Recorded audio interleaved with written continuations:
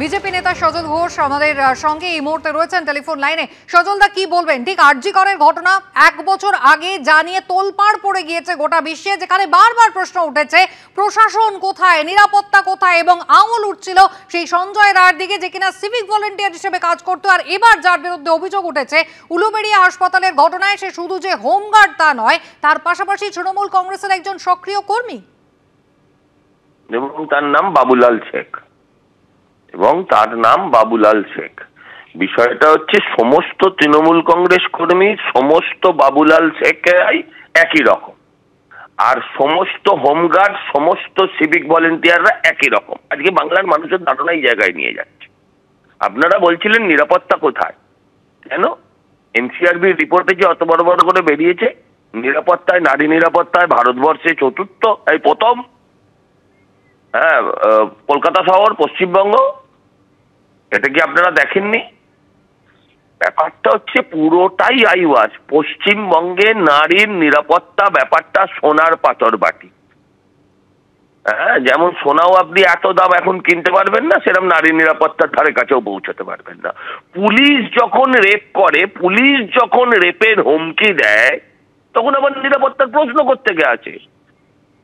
Police যখন rape করে এবং রেপের হুমকি দেয়, আপনারা ভাবতে পারছেন যে আপনারা আগে একটা কথা হতো যে বজ্র হাঁটুনি ফচকা ঘেরো, তো এই বজ্র হাঁটুনি যাদের দেওয়ার কথা ছিল তারা রেপ করার হুমকি দিচ্ছে মানুষকে, ডাক্তারদের।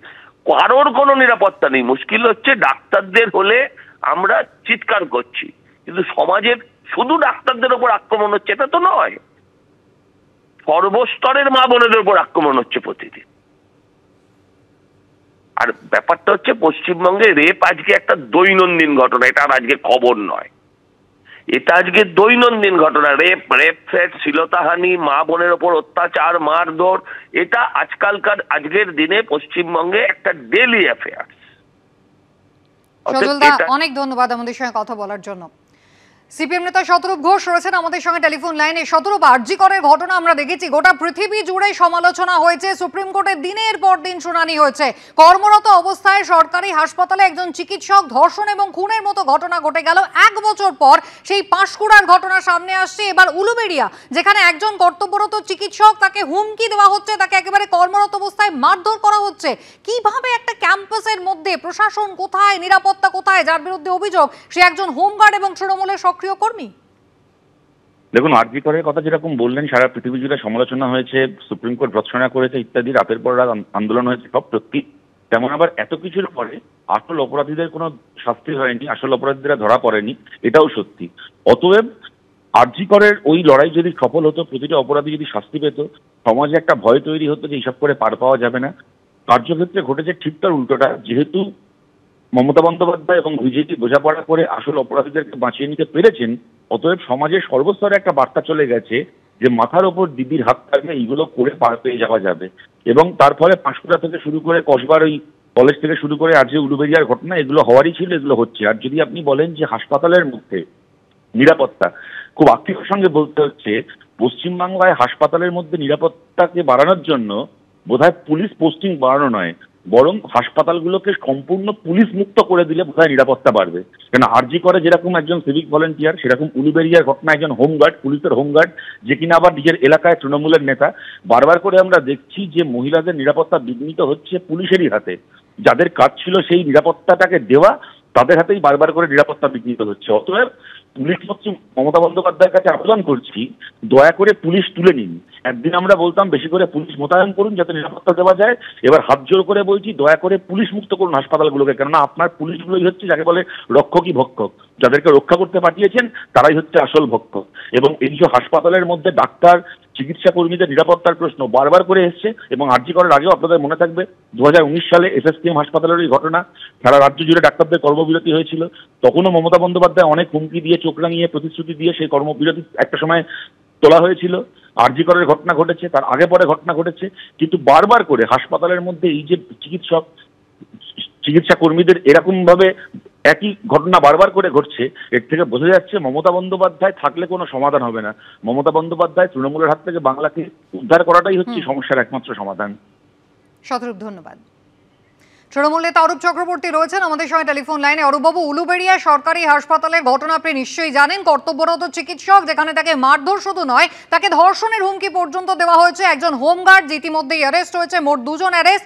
তৃণমূল কংগ্রেসের সক্রিয় কর্মী বলে পরিচয়। কিন্তু প্রশ্নটা এখানে যে আপনি বলতেই পারেন অত্যন্ত দ্রুত এরা গ্রেফতার হয়ে গিয়েছে বা অপরাজিতা বিল পাশ করা হয়নি, সেই কথাও আপনি বলতে পারেন। কিন্তু প্রশ্ন একটাই, কর্মরত অবস্থায় নিরাপত্তা কোথায়? এদেরকে প্রশাসন নিরাপত্তা দিতে ব্যর্থ কেন? মানে দেখুন, আমি কি বলতে পারি সেটা আপনারা বলে দিচ্ছেন।